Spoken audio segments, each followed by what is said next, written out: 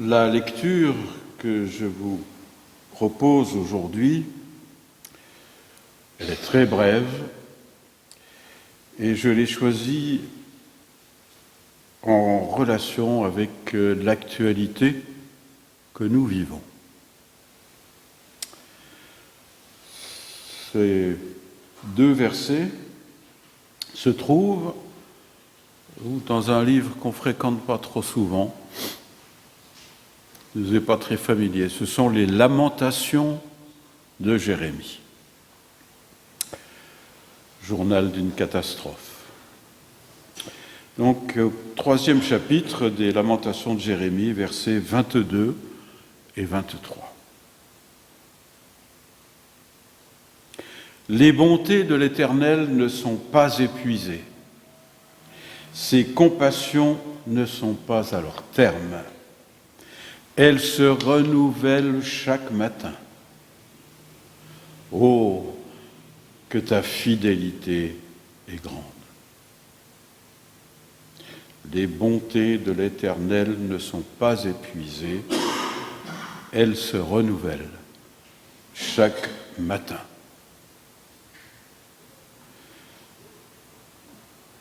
Ces paroles, ces lignes que Jérémie a écrites, elles l'ont été dans un contexte historique de catastrophe. Jérusalem est en train de tomber sous les assauts du roi Nabuchodonosor. Le temple de Jérusalem, lieu de la présence de Dieu, est profané. La population de la Judée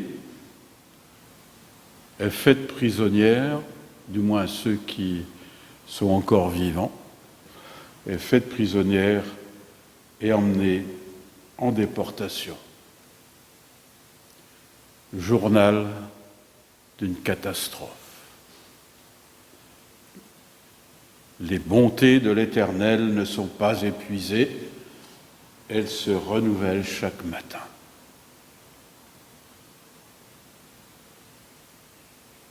Certains diront il est cinglé,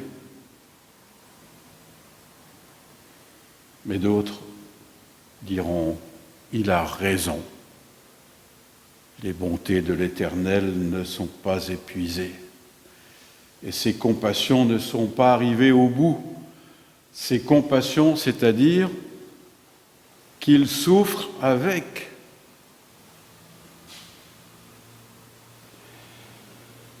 Nous sommes au lendemain, 12 novembre, des commémorations de l'armistice, de la Première Guerre mondiale, la Grande Guerre, dont on disait c'est la der des der, la dernière des dernières. Et 22 ans plus tard, l'Europe entrait dans un enfer d'obscurité sanglante, cruelle et barbare. Les leçons de l'histoire ne sont toujours pas apprises. Et aujourd'hui, nous sommes dans une actualité plus que tragique. Et ne détournons pas le regard. Regardons-les en face, ces événements tragiques. Que ce soit maintenant au Moyen-Orient, que ce soit en Ukraine, en Arménie, en Afrique, en Asie, en Amérique du Sud, où les actes terroristes sont perpétrés partout. Ça nous ramène à la triste réalité des conflits, de la haine, de la violence, de la guerre et de son cortège d'horreur. Oui, la mort rôde, elle se fait oppressante, elle nous angoisse. les compassions de l'Éternel ne sont pas arrivées au bout.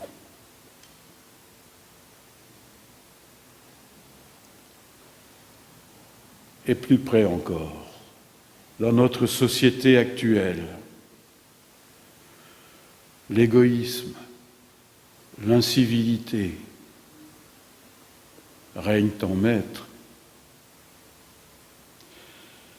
Des enfants et des jeunes se conduisent en véritables terroristes barbares.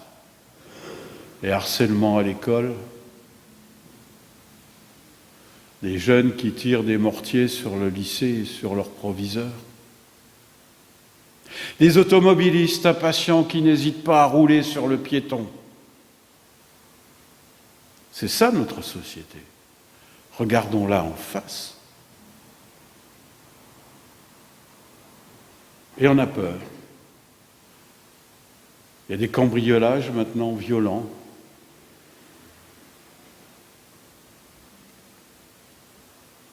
Les bontés de l'Éternel ne sont pas épuisées.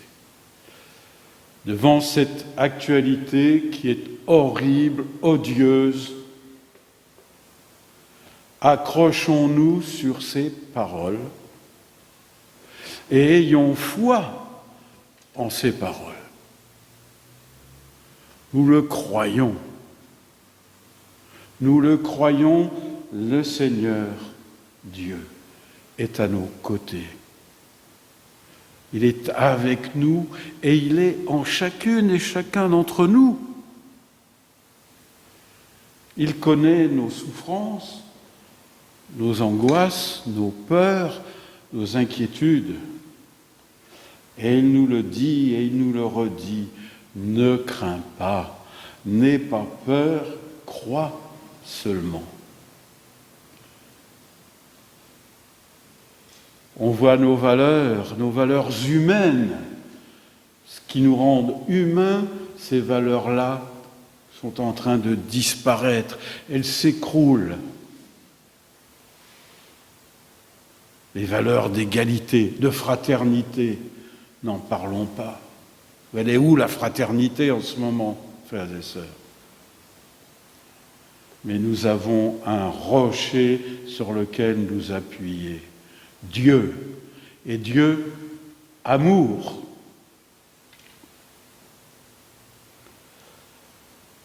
Pour conforter notre foi, il faut aussi savoir regarder en arrière et considérer comment le Seigneur a accompagné, a conduit les martyrs de la foi.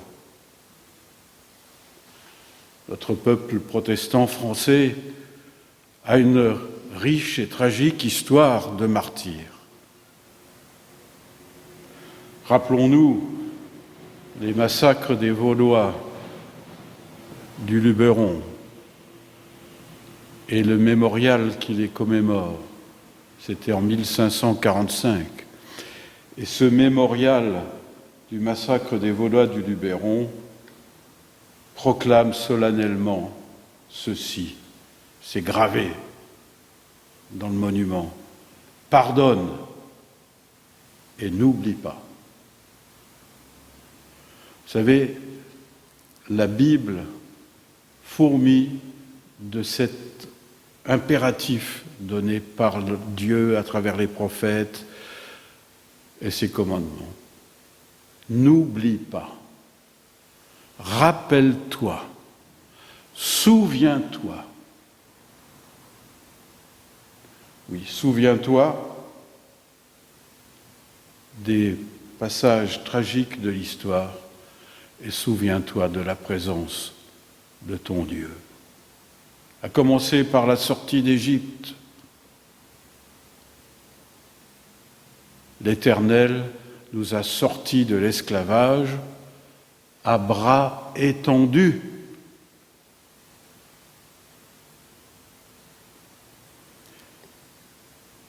On pourra dire, mais vous êtes un bisounours avec votre foi là. Mais il était où votre Dieu à la Saint-Barthélemy? Il était où votre Dieu? À Auschwitz, au Goulag, dans les camps d'extermination du Laos. Il était où? Eh bien, il était là. Il était là. Et on essayait de le bâillonner.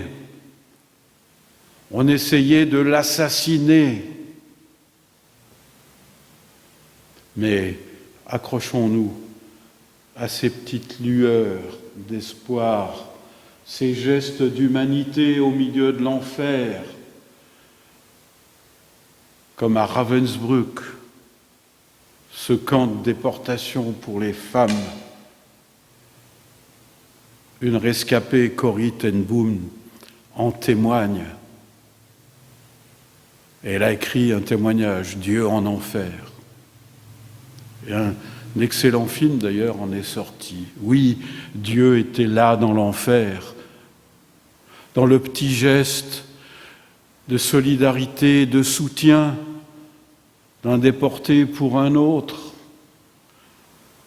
dans ce petit sourire ou ce bout de sucre qui avait été escamoté pour être partagé au moment voulu,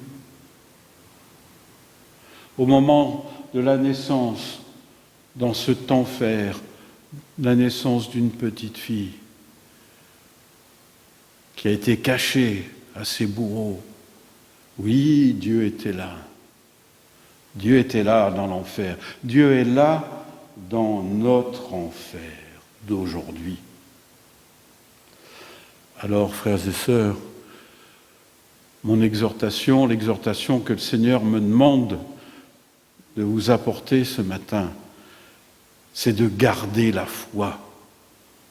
Gardez la foi envers et contre tout.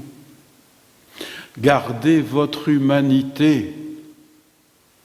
Gardez au milieu du mal, au milieu de la malveillance, gardez la bienveillance. Pardonnez, mais n'oubliez pas.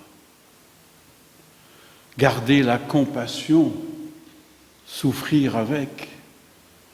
Gardez la solidarité et le partage.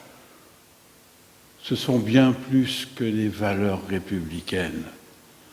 Ce sont les valeurs humaines. Parce que l'humain a été créé par Dieu et que l'humain est à l'image de Dieu. Et aujourd'hui, on veut se passer de Dieu, on a chassé Dieu, on le chasse encore. Et parce que Dieu est chassé, l'humanité est bafouée. Alors, gardons notre foi. Pardon, excusez-moi.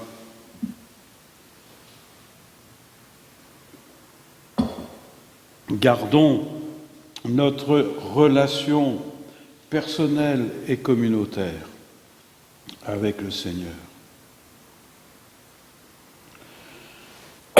Et faisons nôtre cette prière.